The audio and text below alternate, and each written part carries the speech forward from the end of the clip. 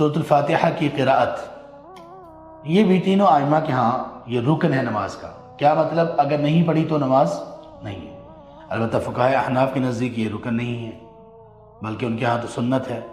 पढ़ ली जाए तो ठीक है, ना पढ़ी जाए तो भी ठीक है। कोई और सूरा अगर पढ़ ली जाए तो भी ठीक है। लेकिन इसके बारे में जो हदीस मुस्तफ़ा है सल्लल्लाहु अलैहि वसल्लम, वो बड़ी सख्त है, वो बड़ी दो टोक है। सही बुखारी में है, आपने फरमाया ला सलात लिमन लम यक़रा बिफ़ातिहतिल किताब, उस बंदे की नमाज नहीं जिसने नमाज में सूरत फातिहा नहीं पढ़ी। इस सूरा को हर रकत में पढ़ने का अल्लाह के रसूल सल्लल्लाहु अलैहि वसल्लम का जो हुक्म है उसका सबब है, इसलिए कि ये सूरतुल फातिहा तमाम वही का खुलासा है। ये एग्रीमेंट और अहद है बंदे और उसके रब के दरमियान।